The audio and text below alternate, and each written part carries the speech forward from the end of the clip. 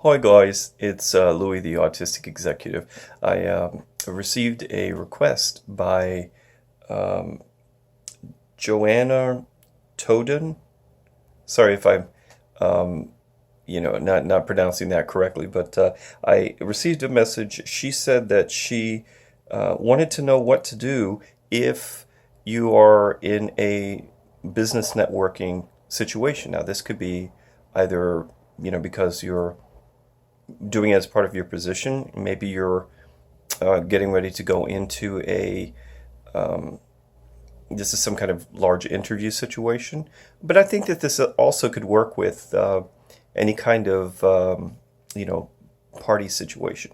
There was a specific question about body language and some of the things that people do, especially from the autistic perspective about why ENTs do the things they do. And over a certain amount of time, I've discovered, some causes. So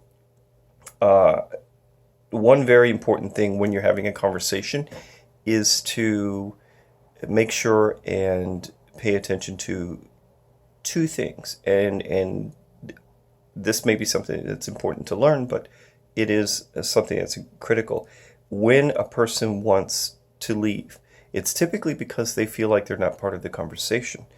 What they do is they stop talking altogether, and they'll do this half-lidded kind of look, as opposed to, but if they're doing this a lot, yeah, it's probably the chemistry isn't there, and chemistry is incredibly important. It's not just about the words, it's about how well somebody is going to pick up on things that you say from that point on. They also may look elsewhere.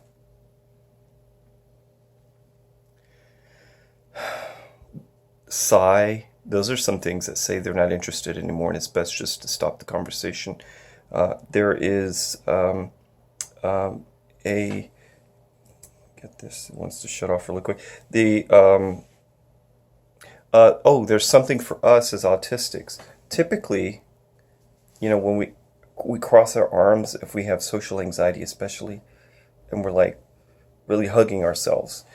One thing that worked for me is to, rather than crossing my arms, I put one arm, usually the left arm, behind my back, and I just place it behind my back, right in the small of the back, which is the lower part of the back. And then I can play with my hand. I either clench my fist, do that sort of thing. It causes my posture to go up a little bit, which is better for engaging others, rather than being, kind of sheepish and kind of thing. Putting the arm in the middle of the back does a great job for that. And then you can play with your fingers. You can clench your fist, and it's nothing that's going to be distracting for others, because that's something that we often hear.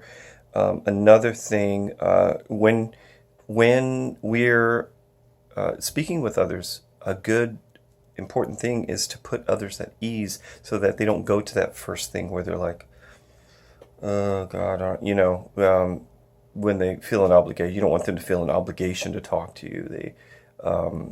We need to engage them. And so a lot of that is putting others at ease.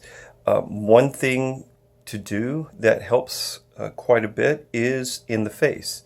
So when we are speaking, I know when I was younger, I used to do this a lot. Or even not even blinking. And that really is off-putting. Too much white of the eyes is actually an indication of aggression.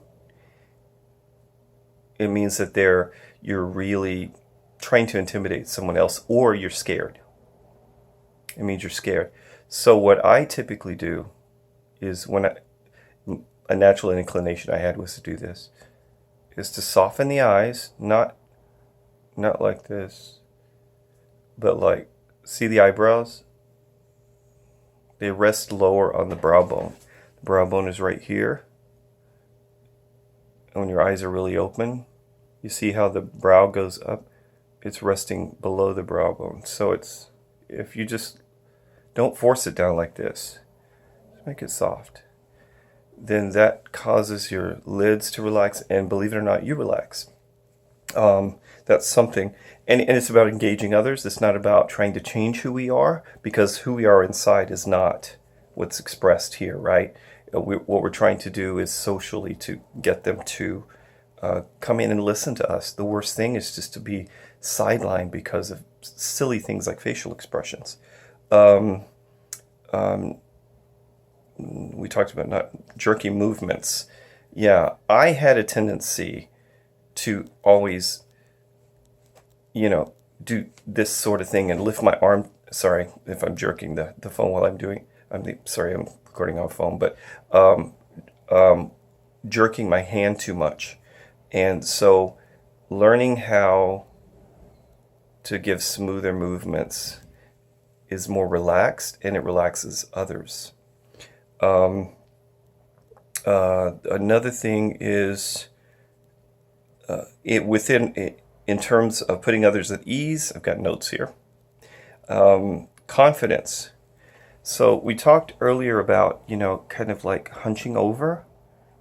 Does it makes you feel protective, I think, in a person's core, but what it does is it shuts others off. So if you're trying to draw people in, it's a matter of rolling the shoulders back, and that puts the chest open. And yeah, I know it takes quite a bit of practice because you feel exposed, but it shows confidence. And even if we have internal confidence, if we're not showing it on the outside, then we tend to push people away, or people feel like they're not interested, or we don't have anything to say, or we're not an expert in our area, or whatever. Also, one thing is with the neck, doing the neck in, like hunching and squishing up our shoulders. Lengthen the neck, roll the shoulders back, and there's your confidence. It's like that. Soften the eyes. It is quite a bit what we've talked about here, and I'll leave it at that. But what we've talked about so far is quite a bit to practice. It has taken me a very long time to do, and over the course of I've had the privilege of having courses to help with this, but this is a really fast track way of knowing and understanding all of that. So I hope you do well with it. If you have any questions, make sure and send me a message. I am happy to reply to anything, and make sure and don't be hard on yourself. Be patient with yourself. It's very important. And thank you for subscribing. You can go to the bottom of the underneath the video here and subscribe, and you'll always receive my updates. As well, I have at Autistic Exec at Twitter and at Autistic Exec on Facebook. And I look forward to seeing you there.